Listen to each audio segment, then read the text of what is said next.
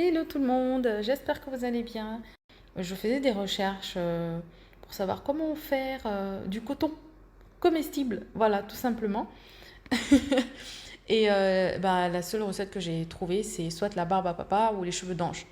Donc du coup, je me suis dit, tiens, je vais en profiter pour faire aussi une vidéo pour vous montrer comment je m'y suis prise pour faire de la barbe à papa maison ou alors des cheveux d'ange.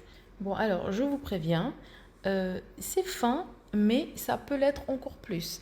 Donc, vu que c'est ma première barbe à papa, je compte sur vous pour m'encourager, hein. Donc, dites-moi en commentaire comment vous trouvez ma barbe à papa ou mes cheveux d'ange. Voilà. Et j'espère que vous allez le reproduire aussi à la maison, parce que franchement, c'est amusant. J'aurai besoin d'eau, de sucre et de sirop de glucose. Donc, je vous mettrai tous les ingrédients sous la vidéo.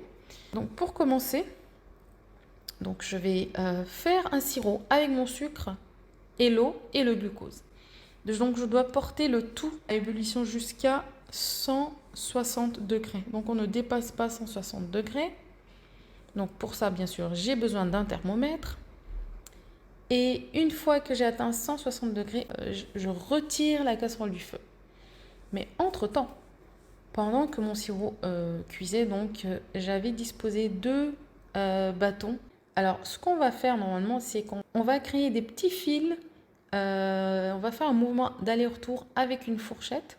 Donc c'est avec ce mouvement aller-retour que qu'on va créer justement des fils super fins pour avoir notre barbe à papa.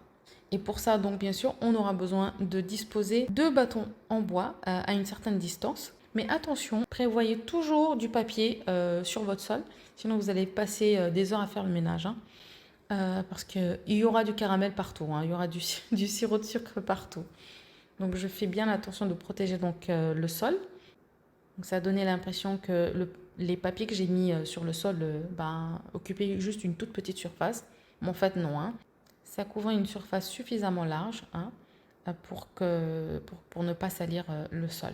Donc une fois que j'ai atteint 160 degrés, je vais stopper la cuisson et je vais commencer à fabriquer ma barbe à papa. Alors ici, vous voyez que le sirop est assez blanc, parce que j'avais fait une expérience, j'ai coloré. Je voulais du coton, donc je voulais pas quelque chose de jaunâtre. Du coup, j'ai essayé de colorer avec du colorant blanc, mais je pense que je ne l'ai pas mis au bon moment. Du coup, c'était très très friable, ça tenait pas et j'ai dû recommencer. Voilà. Mais au moins, voilà, j'ai obtenu une petite toile d'araignée. J'étais pas très contente du coup. Je ne l'ai pas utilisée, donc j'ai recommencé. Mais malheureusement, je ne pouvais pas obtenir du coton blanc. Donc il était plus ou moins brillant, jaunâtre, enfin voilà. Mais c'est pas grave, j'étais quand même contente de ma première barbe à papa.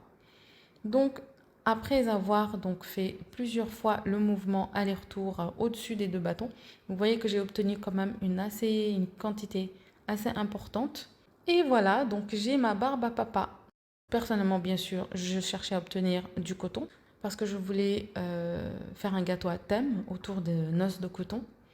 Donc je n'ai pas utilisé de bâton ni quoi que ce soit pour accrocher les fils. J'ai juste fait des bobines en fait de fils de sucre que j'ai assemblées les unes aux autres pour obtenir donc mon décor qui ira sur mon gâteau.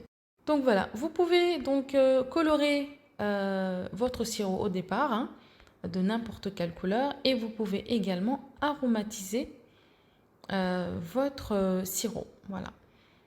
Donc j'espère que ce tuto vous aura plu. Si vous l'avez essayé à la maison, dites-moi en commentaire comment vous vous en êtes sorti parce que franchement, c'est trop marrant. Et je vous dis à bientôt pour une nouvelle recette ou une nouvelle découverte.